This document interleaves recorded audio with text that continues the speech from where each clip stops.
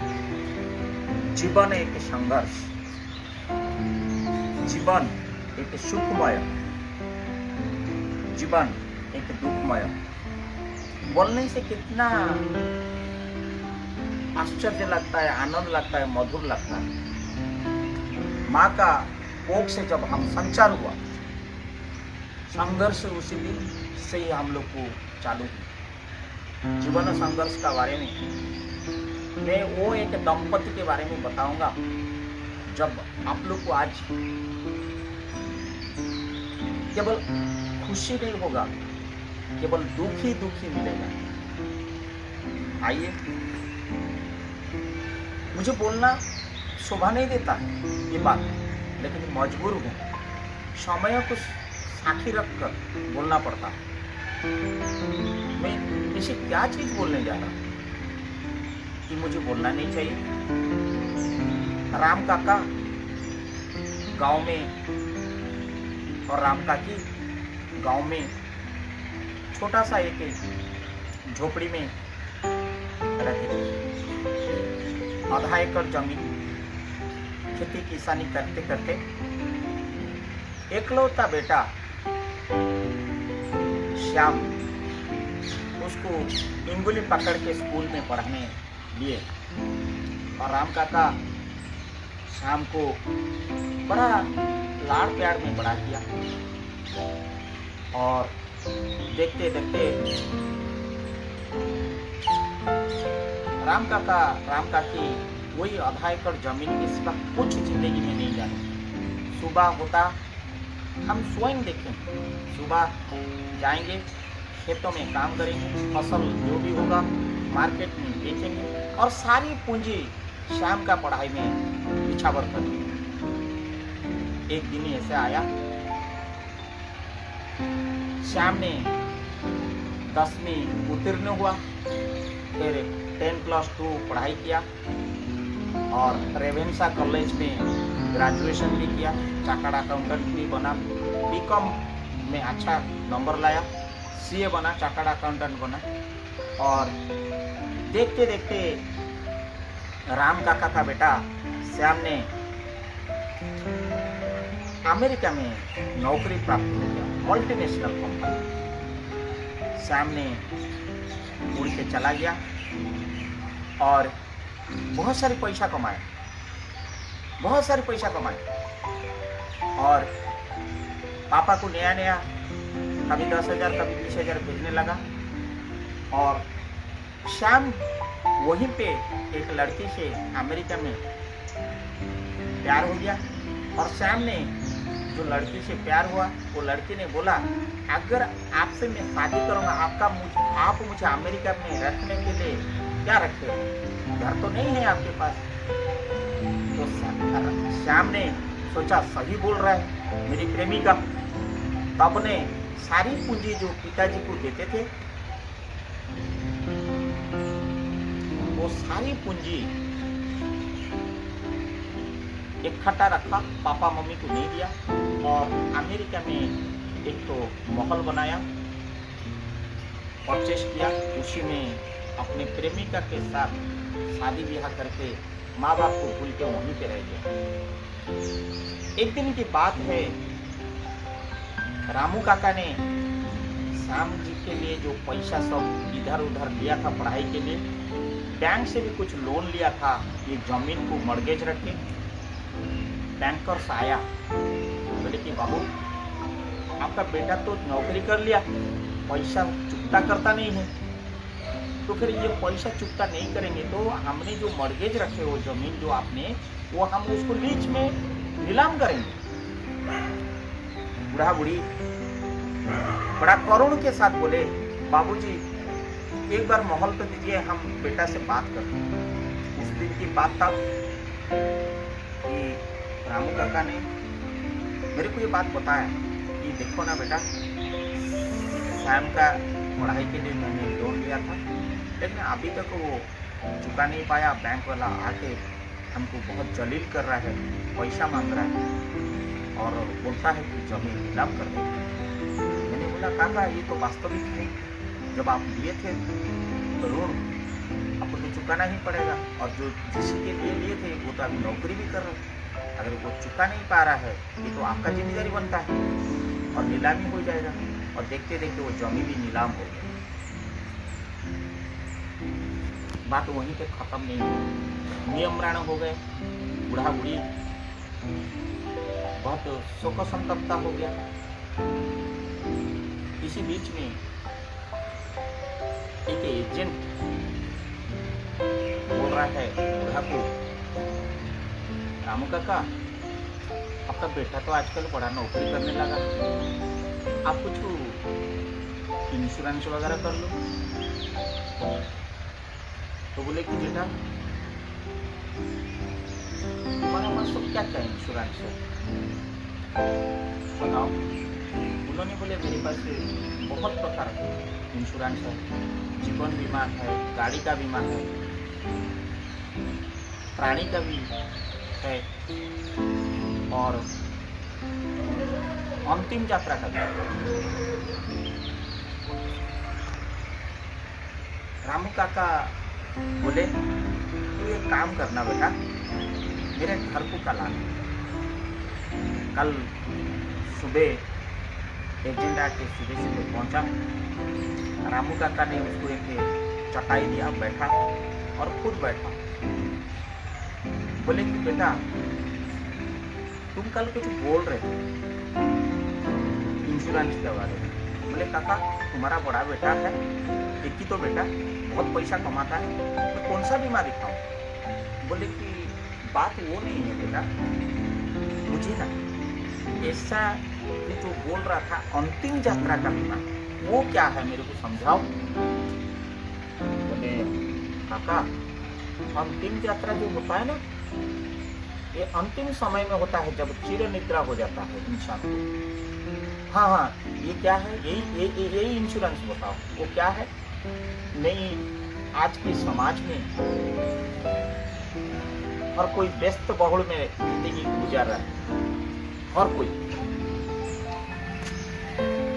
पढ़ाई लिखाई करके कोई शहर में बसवास कर देता है, माँ बाप का दुख नहीं देखता है, कोई बेटी दामाद को छोड़ के आना नहीं चाहता है और कोई बेटा बहू को छोड़ के समय नहीं दे पाता है। और माँ बाप को बुढ़िया हो जाने के बाद कोई किसी को जब नहीं पूछता है, ऐसे वृद्धा लोग सारा संसार में लगभग 1/3 माने 1/3 वृद्धा दंपति हमारा विश्व में जो हैं ये कटघर में गुजार जब करते हैं, उन्हीं लोग के लिए ये जब अंतिम समय आता है और उनका माँ बाप जिस औलाद को पैदा किया वो कंधा देने के लिए जब नहीं आते हैं, तब ये इंश्योरेंस का तहत में हम लोग सारी कर्म क्रिया, अंतिम यात्रा, भोज, ब्राह्मण भोज या पूरा मृत्यु क्रिया से लेकर पूरा 11वां 12वां तक जो सारी संस्कार संस्कृति सभ्यता का जो चीजें है वो हम लोग सब वहन कर लेते हैं। तत्पश्चात उन्होंने बड़ा नम्रता के साथ बोला इसमें सब क्या क्या पॉलिसी है। बोले देखिए काका एक 51,000 का पॉलिसी है, जो 51,000 में जो पॉलिसी लेगा वो पॉलिसी अंतर्गत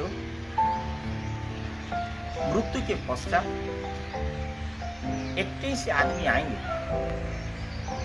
आपका 4 बंबू से लेकर, चादर से लेकर, चंदन से लेकर, फूलमाला से लेकर, अत्तर से लेकर, अगरबत्ती से लेकर सब कुछ हम उनको अर्पित करेंगे और अर्पित करने के लिए 4 कंधा देंगे और एक आपकी हंडी पकड़ेगा और एक खई डालते रहेगा। चूना पैसा भी कुछ रखेंगे, उसमें 1000 रुपया का एक चिल्लर पैसा भी रखेंगे, खई कौड़ी भी डालेंगे। ये सब डालते डालते 21 आदमी हम लोग जाएंगे। और कहाँ जाएंगे? स्वर्गद्वार जाएंगे, पूरी स्वर्गद्वार, वहां पे उनको चंदन का लकड़ी के साथ अंतिम संस्कार करेंगे। और जब उनकी 10 होगा, उसका 10 का परंपरा भी करेंगे। और जब 11वें दिन होगा, 11 ब्राह्मण खिलाएंगे और प्रीति लोग को हम 21 लोग को खिलाएंगे। ये है हमारा 51,000 का एक पॉलिसी है। अगर मान लीजिए इसी पॉलिसी के अंतर्गत और कुछ अगर जानकारी है आपको तो आप पूछिए ना। 51,000 का अंतर्गत अगर मेरा बेटा बेटी आ गए ना, उनको वही 21 लोग के अंदर में ही शामिल किया जाएगा। बात उतना में खत्म नहीं हुआ। बोला और बेटा कुछ पॉलिसी है क्या? हाँ ना काका, पॉलिसी है, 21,000 का पॉलिसी। बोले बेटा ये पॉलिसी क्या है? बोले ना, अंतिम यात्रा पर बम्बू खरीदी होगा, चादर खरीदी होगा और 21 आदमी, जैसे 51,000 का लोग पॉलिसी में रहते थे, इसमें सिर्फ 11 लोग रहे कांधा देने के लिए, 4, 2 आदमी खई कौड़ी और ये हांडी पकड़ने के लिए, और 2 आदमी दफनाने के लिए खुदाई करेंगे मिट्टी को, और 3 आदमी जो है वहां पे समाधि के स्थल में उपस्थित रहे। लेकिन ये काका स्वर्गद्वार में नहीं होगा, ये कोई सरकार बनाया हुआ शमशान घाट में दफना दिया जाएगा। और दफनाने के पश्चात सिर्फ 5 लोग को हम 10वीं में शामिल करेंगे और ब्राह्मण भोजन सिर्फ 5 लोग होगा और प्रीति भोजन 6 लोग होगा। टोटल 11 लोग को ही ये दिया जाएगा। और इसमें अगर काका प्रश्न अगर पूछोगे, अगर आपकी कोई रिश्तेदार भी जुड़ जाए तब भी हमारा आदमी नहीं रहेगा, लेकिन उन लोग शामिल हो जाएगा, लेकिन आदमी उतना ही रहेगा।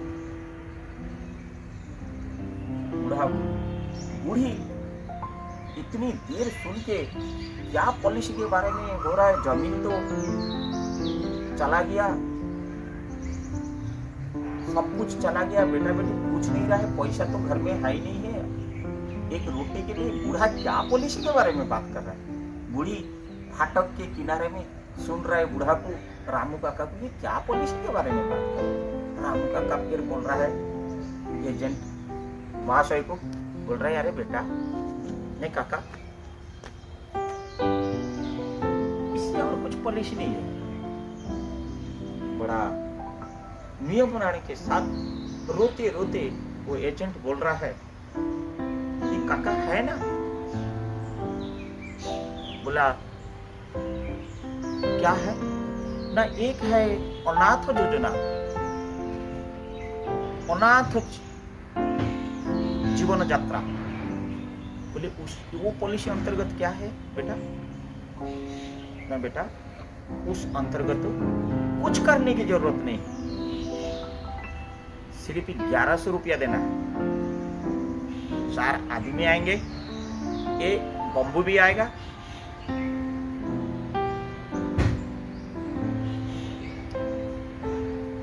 और 4 आदमी के अलावा मैं स्वयं रहूंगा बेटा बन के, आगे में खई कौड़ी डालूंगा, हांडी भी पकड़ूंगा।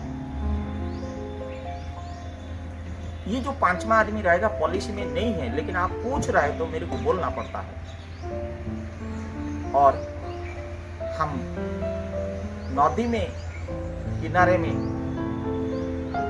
जहां जल्दी होगा वहीं पे दफना देंगे, और दशक्रिया भी होगा कोई 4 आदमी को लेके, ब्राह्मण भोजन भी होगा 1 आदमी से, और संपादन कर देंगे।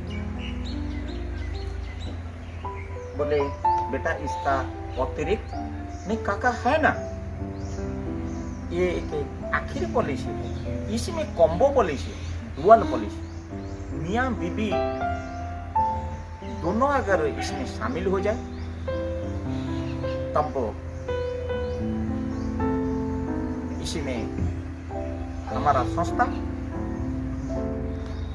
सिर्फ 1 रुपया में, सिर्फ 1 रुपया में सारी व्यवस्था कर देता है।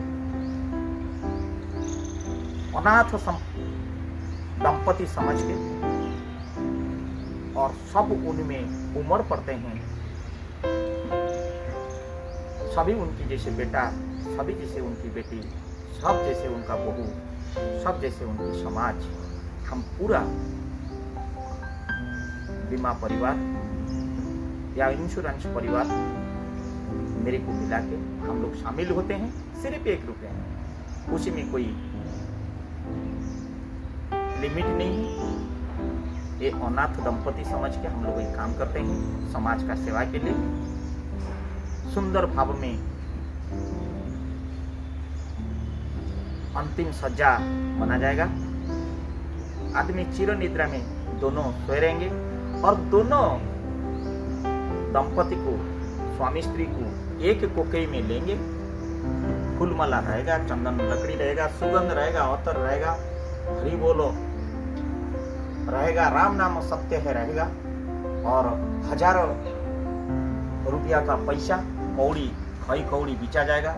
हांडी चलते रहेगा, जुई चलते रहेगा, और एक लागेगा एक हमारा माता पिता हमारा अंतिम विदाई ले रहा है, हमारा समाज से, हमारा गांव से, हमारा दुनिया से उमड़ पड़ेंगे। हम लोग सब एक साथ होकर चलेंगे और हम स्वयं तैयार करते हैं कि इसको स्वर्ग द्वार में हो, और ये पूरी स्वर्ग द्वार में श्री पुरुषोत्तम क्षेत्र में शवदाह करा जाएगा। और उस पश्चात निर्माल्य सबको मिलेगा, कैवल्य मिलेगा। उसके बाद इसमें 2 प्रकार की अभ्यर्थना होता है। एक तो उसी दिन निर्माल्य कैवल्य भोग की मार्जना होता है, और 10वें दिन संपूर्ण ग्राम का मंच पे वहां पे बनता है महादश, और 11वां का तीर्थ में गांव का जितनी ब्राह्मण है और जितनी इच्छुक ब्राह्मण है सबको खिला जाता है। और जितने भी लोग श्रद्धालु, दयालु, गुरुजन, आबाल वृद्ध वनिता शामिल होना चाहते हैं, उन लोगों 11वीं तिथि में प्रीति भोज के लिए आमंत्रित होते हैं। बोले इतना ही बोलते ही बूढ़ा बोला, सिर्फ बेटा 1 रुपया में? हाँ हाँ काका, इसलिए 1 रुपया में, क्योंकि जिसे निसहारा बेसहारा जिंदगी गुजार कर रहा है, जिसका कोई नहीं है, होते हुए भी नहीं है, नहीं होते हुए भी नहीं है, उन्हीं लोग के लिए ये हम लोग सबको परिवार मानते हैं, और हम ही लोग परिवार मान के उनकी अंतिम यात्रा करते हैं, सब संस्कार करते हैं। इसलिए 1 रुपया, क्योंकि पॉलिसी कभी बिना पैसा में नहीं होता है, 1 रुपया होती है। और ये सुनते ही बूढ़ी दौड़ के आता है, दरवाजा खोल के, बेटा मैं तुमको हाथ जोड़ता हूँ, मैं उनको कभी नहीं छोड़ा हूँ, खाली इतना ही प्रार्थना करिए, इतना ही दया करिए, हमारा दोनों का पॉलिसी एक साथ हो, कम्बो पॉलिसी हो, हमारा मृत्यु भी एक साथ हो, हम एक जुई में चलें, एक कोकई में हम लोग चलें, हमको कुछ नहीं चाहिए, हम निसहाय है, हमारा बेटा बहू होते हुए भी हमारा आज कोई नहीं है। इतना ही बोलते ही एजेंट नियमराणा होके आंसू बहता है।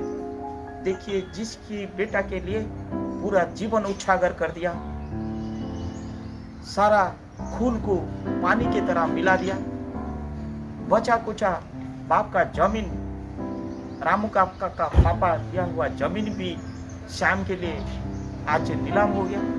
वो महान व्यक्ति आज बोलता है, मैं निसहाय हूँ, मेरा कोई नहीं है,